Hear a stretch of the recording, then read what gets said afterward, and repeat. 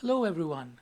I want to show a game played between Paul Morphy and two amateurs, the Duke of Brunswick and Count Isouard. This game was played in an opera house and it's popularly known as the opera game. It's one of the most famous games in the world. It's a miniature and we see a very beautiful combination by Paul Morphy. Let's check it out. Starts with e4, e5, knight f3, and g6. We have the Philidor's defense, and Morphy strikes in the center with d4 and bishop g4. This is actually a weak move, and Bobby Fischer himself criticized it. What happens is that right after d into e5, you have to give up the light square bishop if you don't want to lose a pawn. So bishop into f3.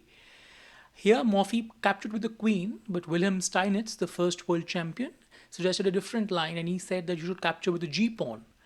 And he suggested that after d into e5, you swap queens and go into a favorable endgame and simply play f4. If black were to capture, then you grab with the bishop and develop a piece. But knight f6 instead, going after the e4 pawn.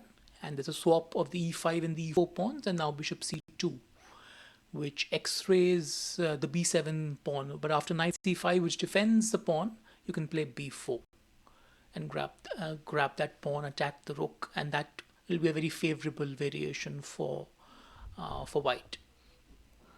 However, queen into f3 was played, and black recaptured on e5. Bishop c4, just developing and going after checkmate, so almost forcing knight f6. Queen f6 is another alternative, but in both cases, queen b3 is the move. In this case, it attacks both f7 as well as b7, and this is already, you can say, a winning move.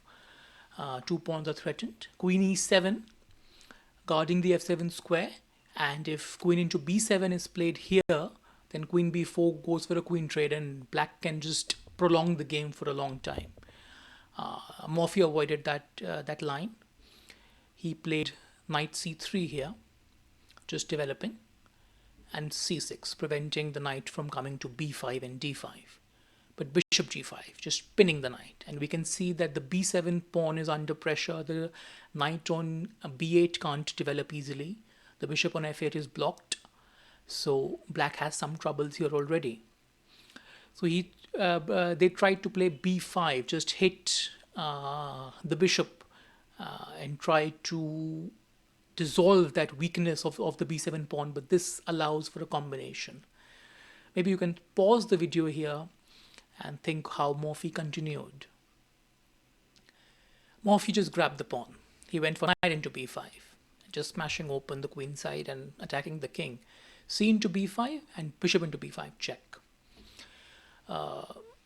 Knight bd7, just blocking and simply castling, and we can see there's a lot of pressure on the d7 knight.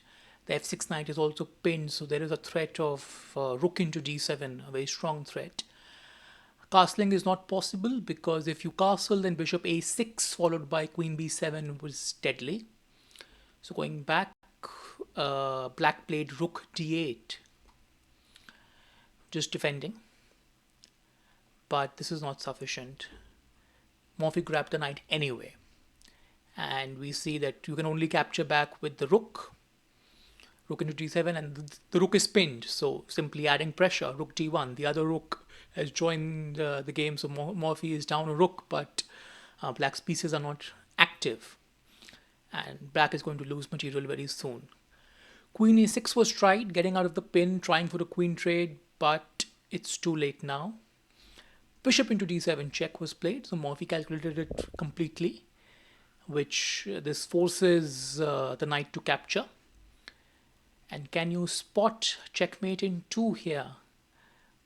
It's a forced checkmate in 2. First we sacrifice the queen with queen b8 check, which is what Morphy played, and after knight b8 you simply close with rook to d8 checkmate.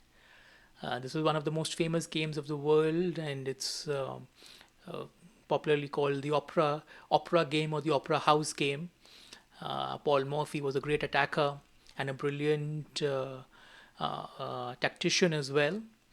He found combinations very easily, and this game is quite aesthetic and very it leads to such a simple, or rather such an aesthetic checkmate.